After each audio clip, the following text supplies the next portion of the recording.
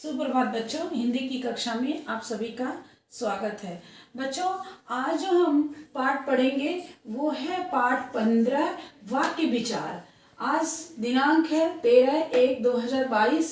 आप हिंदी सेकंड में जो हिंदी सेकंड में पाठ 15 पढ़ेंगे उसमें है वाक्य विचार। सबसे पहले हम उसकी परिभाषा जानेंगे कि वाक्य विचार किसको कहते हैं। तो आइए जानते हैं। आपकी बुक में भी पेज नंबर 108 पर यह दिया हुआ है।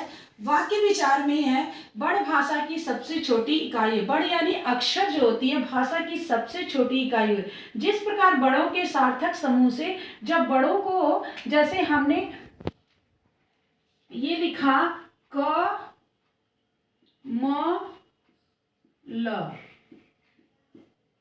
प्लस पर, अब ये क्या हो गया? कमल। क्यों? ये बड़ थे और इनसे हमने क्या बनाया? एक शब्द बनाया, एक हम शब्द बनाए। तो इसी तरह से शब्द, उसी प्रकार शब्दों के सार्थक समूह। और कमल राष्ट्रीय पुष्प है, फूल है या पुष्प है। तो ये क्या हो जाएगा? ये क्या हो गया? पूरा वाक्य हो गया।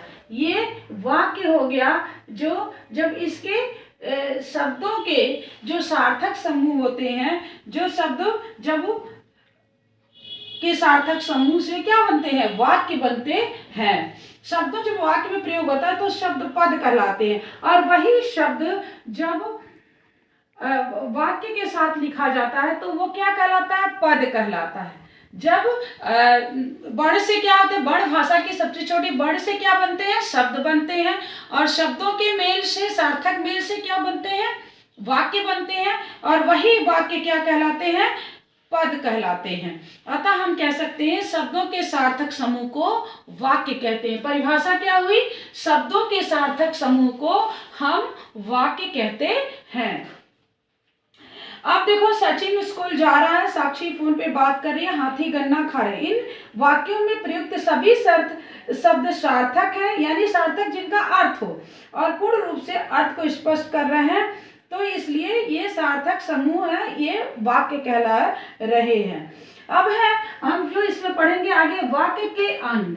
वाक्य के दो अंग होते हैं। क्या होता है? एक उद्देश्य, दूसरा क्या है? विधेय। उद्देश्य और विधेय। आइए हम उद्देश्य के बारे में पढ़ते हैं। उद्देश्य क्या होता है? वाक्य में जिसके बारे में कुछ कहा जाता है उसे उद्देश्य कहते हैं। हम जिसके बारे में जैसे राजेश गाना गा रहा है तो राजेश इसमें क्या है? उद्देश्य है। जैसे दिल्ली भारत की राजधानी है तो दिल्ली क्या है? उद्देश्य है। मोर नाच रहा है तो मोर क्या है? उद्देश्य है। तो ये जो है ये राजेश और दिल्ली और मोर ये उद्देश्य हुए। अब हम आते हैं विधेय के बारे में जानते हैं। जो दूसरा है इसमें विधेय क्या? उद्देश्य के बारे में जो कहा जाता है उसे विधेय कहा जाता है। जैसे जादूगर ने जादू दिखाया तो जादूगर उद्देश्य हो गया, जादू दिखाया क्या हुआ? विधेय हो गया। जादू दिखाया क्या हुआ? विधेय हुआ। रोहन साइकिल चला रहा है, रोहन क्या इसमें? उद्देश्य है। और साइकिल चला रहा है क्या है? विधेय है। किसान खेत में हल चला रहा है तो किसान क्या उद्देश्य है? खेत में हल चला रहा है, वो विधेय है। इन वाक्यों में जादू दिखाया, साइकिल चला, खेल चलाया, वह विधेय। उद्देश्य का विस्तार, जो उद्देश्य है उसका विस्तार कैसे हुआ है? उद्देश्य के जिन विशेषणों का प्रयोग किया तो उन्हें उद्देश्य का विस्तार किया जाता है। शेर दहाड़ रहा है, फूल खिल रहा है, तो ये जो है उद्देश्य का विस्तार है। विधेय का विस्तार, बच्चे कूद रहे हैं और कोयल कूक रही है, जो विधेय का विस्तार है। वाक्य के भेद, अब इसमें हम पढ़ेंगे जो वाक्य के भेद क्या हैं। सबसे पहला जो इसमें आएगा अर्थ के आधार पर वाक्य के भेद। इसमें अर्थ के आधार पे आप देखेंगे विधानवाचक, निषेधवाचक, प्रश्नवाचक, आज्ञावाचक, इच्छावाचक, विस्मयवादी, संकेत है। दूसरा है रचना के आधार पर सरल वाक्य, संयुक्त वाक्य, मिश्रित वाक्य। अब यहाँ पे आप आएंगे तो देखेंगे अर्थ के आधार पर जो दिया हुआ है विधानवाचक। विधानवाचक जो है, जिस वाक्य के द्वारा क्रिया के करने या होने का पता चले उसे विधानवाचक वाक्य कहते हैं। वर्षा हो रही है, मुझे प्यास लगी, आज बहुत गर्मी है, आकाश में तारे चमक रहे हैं। तो ये जिस वाक्य में क्रिया करने का बोध हो उसे विधानवाचक, निषेध जिसमें नहीं का बोध हो उसे निषेध, जिस वाक्य में क्रिया के न होने का बोध हो वो निषेधवाचक वाक्य होते हैं। जैसे वर्षा नहीं हो रही है तो इसमें नहीं का होने का बोध है, तो ये निषेधात्मक वाक्य है। प्रश्न वाक्य, जिन वाक्यों में प्रश्न पूछा जाए तुम कहाँ रहते हो, तो ये प्रश्नवाचक वाक्य है। आज्ञा, जिनमें आज्ञा या अनुमति दी जाए, आज्ञा या अनुमति या आदेश दिया जाए वो आज्ञा वाचक वाक्य हैं। आप बाहर बैठिए, समय पर काम करो। तो इस तरह के संदेह, जिसमें संदेह हो या संभावना का बोध हो उन्हें संदेहवाचक वाक्य कहते हैं। शायद कल हमारी मौसी जी आएंगी। तो इस तरह से हम जो है संदेह प्रकट करें। इन वाक्यों से ऐसा पता चल रहा है कि इससे संदेह प्रकट हो रहा है, तो यहाँ पर संदेहवाचक क्या होगा, वाक्य होगा।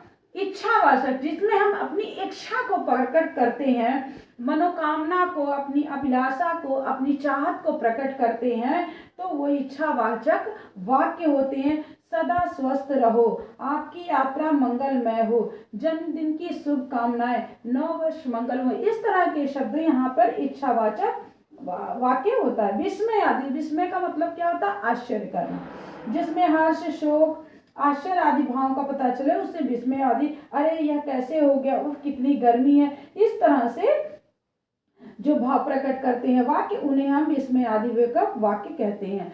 इसमें लास्ट है संकेतवाचक, जिन वाक्यों का होना किसी शर्त या स्थिति पर आधारित उन्हें संकेतवाचक। यदि वर्षा हुई तो फसल अच्छी होगी, एक संकेत दिया जाता है, वहां पर संकेतवाचक वाक्य होता है। अब हम आएंगे, इसमें दूसरा था, हमने पढ़ा था पीछे कि रचना के आधार पर सरल वाक्य, संयुक्त वाक्य, अन्वेषक वाक्य। जिन वाक्य में एक उद्देश्य और एक विधेय होता है उसे सरल वाक्य कहते हैं। जिन वाक्यों में एक उद्देश्य और एक ही विधेय होता है उन्हें सरल वाक्य कहते हैं। जैसे गंगा हिमालय से निकलती है, तो इसमें आप देख रहे हैं इस शब्द में एक उद्देश्य और एक विधेय है। क्या गंगा, क्या इसमें उद्देश्य, हिमालय से निकलती है विधेय, तो यहाँ पे क्या होता है, ये सरल वाक्य है। संयुक्त वाक्य में आप देखेंगे जिस वाक्य में दो या दो से अधिक सरल वाक्य समुच्चय बोधक अव्यय जुड़े होते हैं, जो एक दूसरे से जुड़े होते हैं, मतलब तो वहां पे संयुक्त वाक्य कहते हैं। जैसे मैं खेलने अवश्य आता पर मेरे चोट में लगी थी, तो ये संयुक्त आ गया यहाँ, क्योंकि मैं खेलने, इस पर उपवाक्य है एक, तो यहाँ पे हो जाएगा पर मेरे पैर में चोट लगी थी, तो ये संयुक्त वाक्य हुआ। मिश्रित वाक्य, जिन वाक्य में एक प्रधान वाक्य हो तथा एक या एक से अधिक आश्रित उपवाक्य, एक प्रधान वाक्य और उस पर आश्रित हो, उस पर निर्भर हो और वाक्य, तो वहां पे मिश्रित वाक्य होते हैं। तो वह जहां भी जाती है वहां अनेक मित्र बनाती है। पिताजी ने कहा आज हम घूमने जाएंगे, जो मेहनत करता है वह सफल होता है। तो यहाँ पे आप देख रहे हैं एक प्रधान वाक्य है और उस पे एक से अधिक आश्रित वाक्य उपवाक्य है, तो यहाँ पर मिश्रित वाक्य। सरल संयुक्त और मिश्रित वाक्यों की पहचान।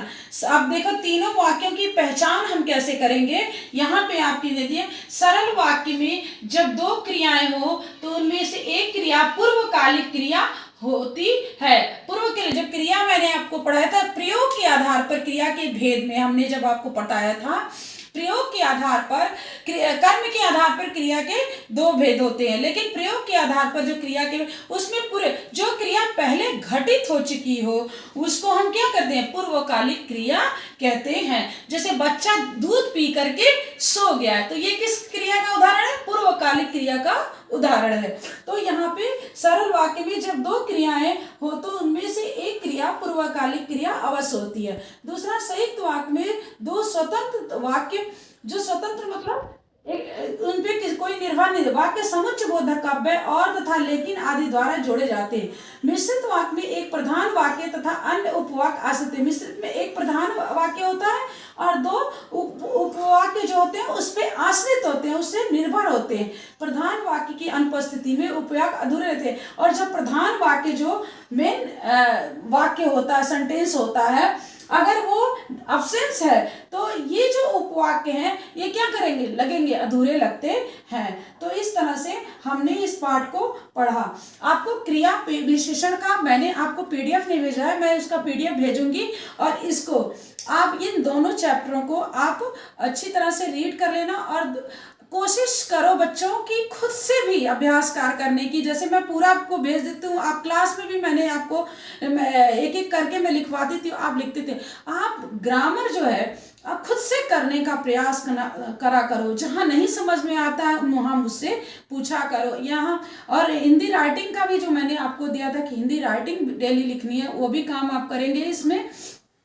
और जहाँ नहीं समझ में आएगा वहाँ आप मुझसे पर्सनल भी पूछ सकते हो कि मैम मुझे समझ में नहीं आया, आप बताएं।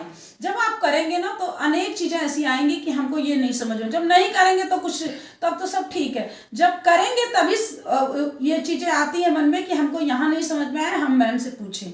तो आप करेंगे।